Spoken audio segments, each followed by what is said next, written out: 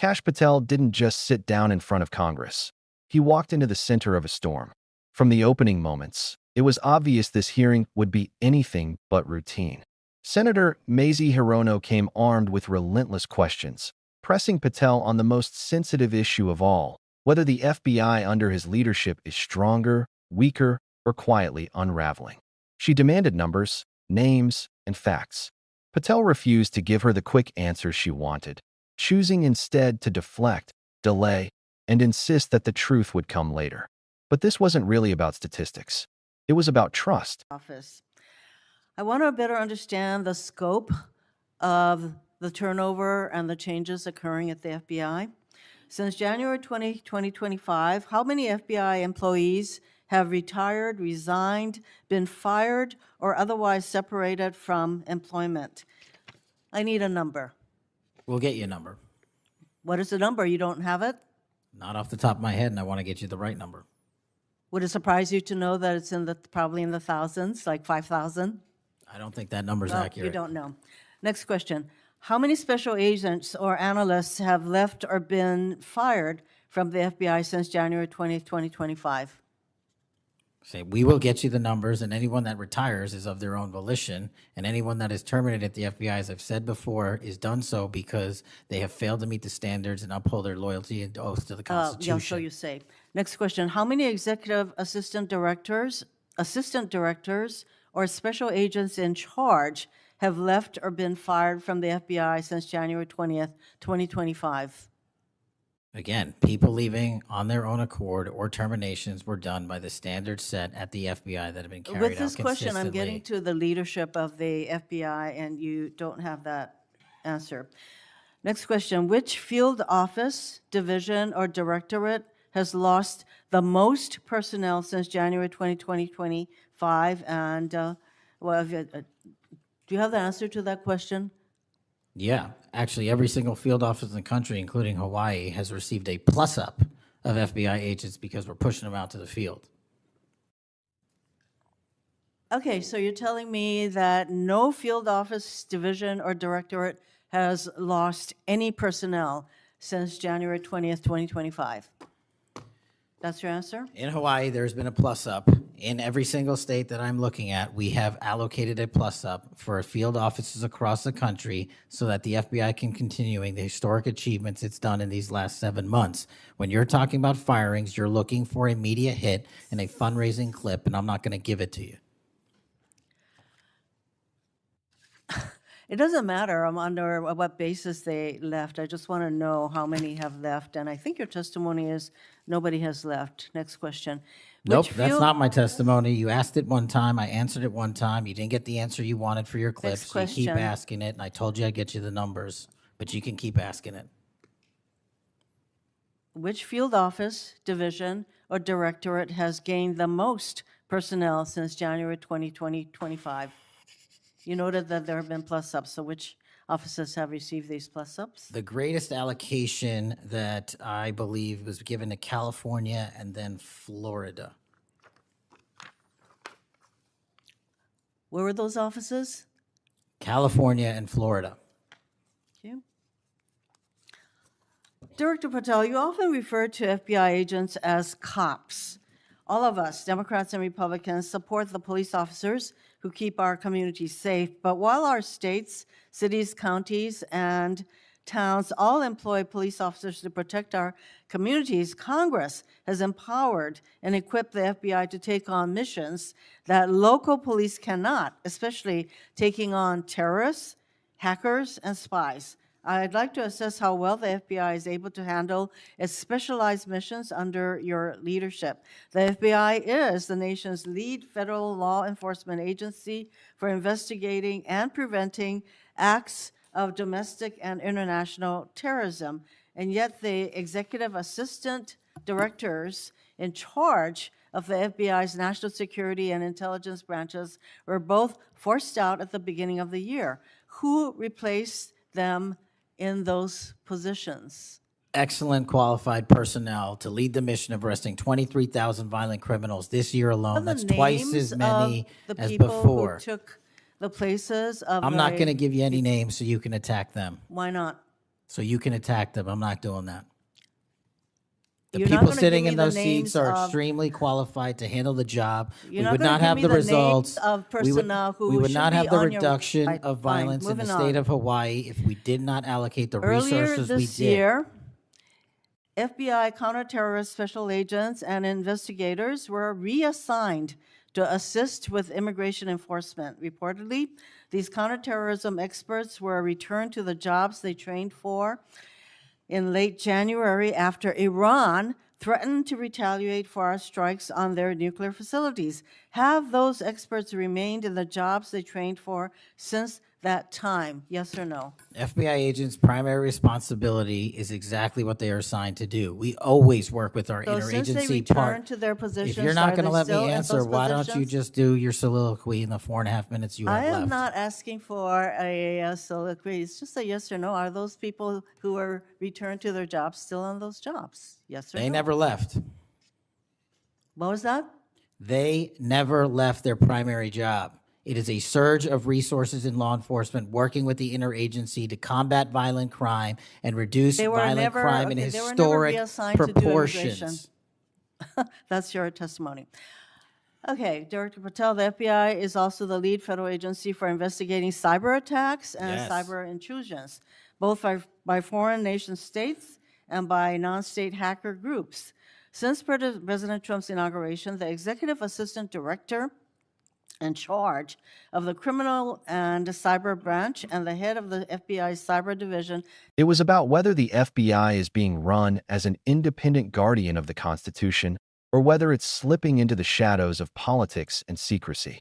Every question Hirono asked seemed to carry the weight of doubt. Every refusal Patel gave seemed designed to avoid being trapped. What followed wasn't just oversight. It was a showdown, a clash of power, perception, and public confidence. And as the exchange escalated, viewers weren't just watching two officials argue. They were witnessing a battle over the very future of America's most powerful law enforcement agency. Senator Mazie Hirono wasted no time going straight for the pressure point. The numbers. How many FBI employees had retired, been fired, or walked away since January 2025? It was a simple question, but Patel didn't give her the simple answer she wanted. Instead, he promised to get the numbers later, insisting that accuracy mattered more than speculation. That only fueled Hirono's fire. She pressed harder, suggesting the figure could be in the thousands, an exodus that would signal crisis at the very heart of the Bureau. Patel pushed back firmly. He rejected her estimate, saying it wasn't accurate, but still refused to put any hard figure on the record. Again and again, Hirono repeated the question, each time trying to corner him. But Patel would not budge. For him, offering a number in that moment would be more than a response. It would be an admission that could be used against him. The tension wasn't about data alone. It was about control of the narrative. Was the FBI hemorrhaging talent under Patel's leadership, or was this just political theater designed to sow doubt? The audience watching had no clear number, but they had one thing for sure. Rising suspicion that as the back and forth grew sharper, Patel finally struck back. He accused Senator Hirono of chasing not oversight, but headlines.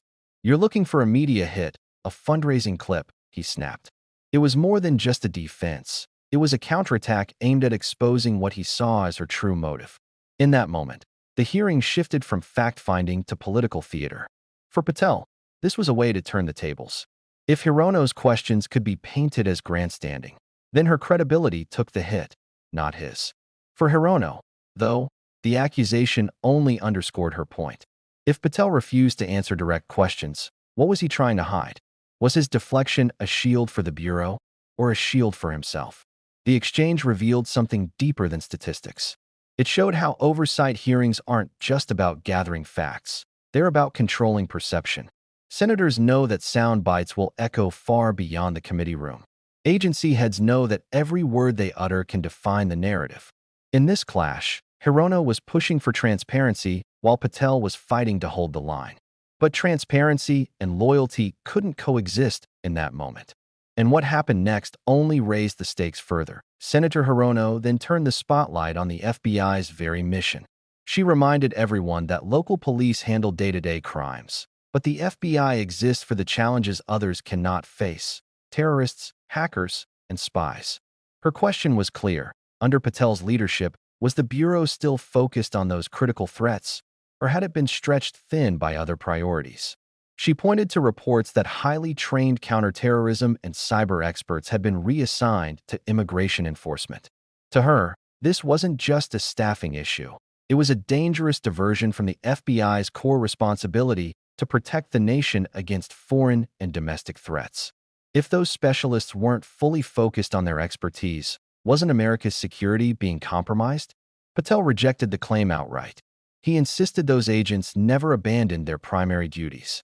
What Hirono called reassignments, he called temporary surges, necessary moves to adapt quickly to emerging crises.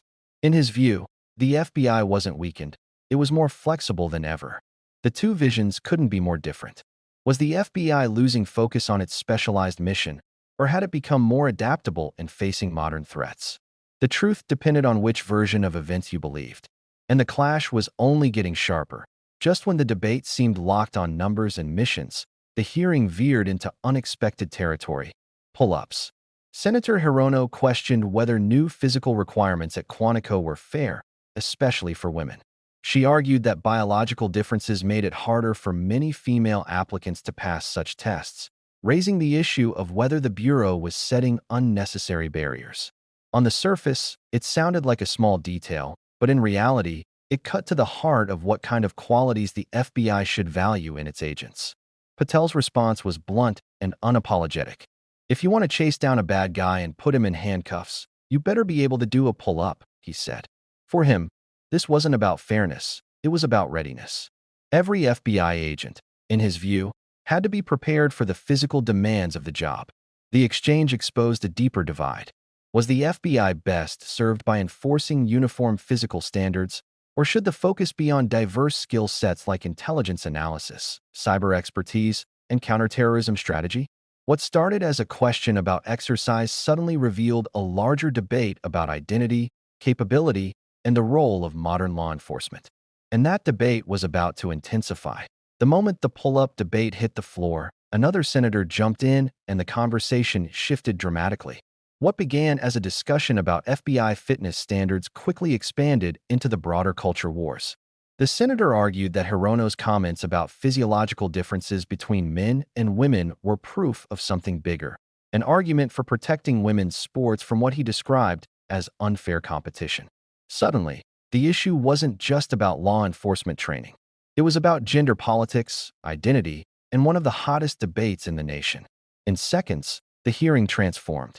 A conversation about FBI readiness and recruitment was now being used as ammunition in a cultural and political battle far beyond the walls of the committee room. This pivot showed how quickly oversight hearings can become proxy wars for national disputes. For Hirono, the question had been about fairness in law enforcement standards. For Patel, it was about toughness and preparedness. For others in the room, it became a chance to make a point about sports, biology, and cultural values. This wasn't oversight anymore. It was an ideological battlefield.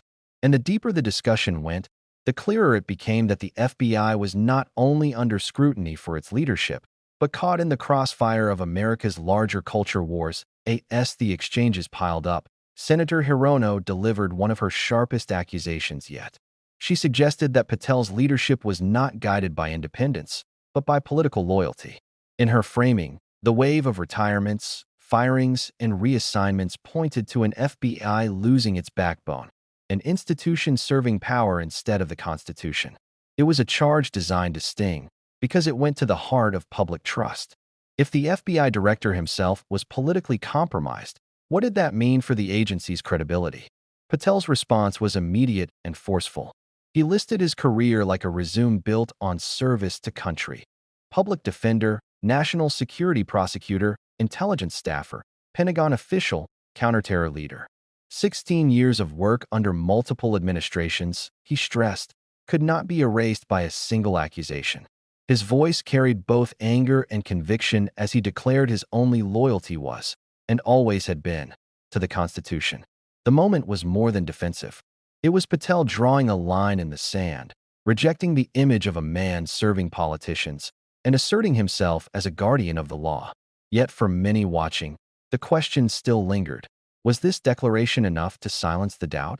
By the time the hearing reached its closing stretch, it was clear that this clash was never just about numbers, pull-ups, or even staffing charts. It was about something far larger, the public's trust in the FBI itself. Oversight hearings are meant to gather facts, but what unfolded here was a war of narratives.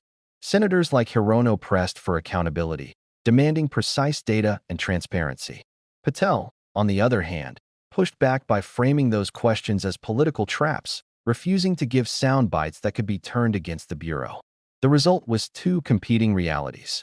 In Hirono's version, the FBI was losing focus, losing expertise, and losing independence. In Patel's version, the Bureau was stronger than ever, adding agents, making arrests, and adapting to modern challenges with resilience. Neither side fully convinced the other. But for viewers at home, the contrast was striking. This wasn't about one statistic or one exchange. It was about what kind of FBI America truly has. A specialized force focused on unique threats? A flexible agency stretched across many roles? Or an institution caught in the middle of political combat, trying to prove it still serves only the Constitution? That question still lingers. What unfolded in that hearing wasn't just a clash between Kash Patel and Senator Mazie Hirono. It was a snapshot of something much deeper. Oversight hearings are supposed to hold power accountable, but in reality, they often reveal the competing visions shaping America's institutions. Patel wanted to project strength, discipline, and constitutional loyalty. Hirono wanted transparency, answers, and proof that the FBI wasn't drifting off course. Both walked away with their messages intact, but the public was left to sort through two very different versions of reality. At its core, this was about trust. Do you believe Patel's claims that the FBI is adding strength, arresting criminals, and adapting faster than ever?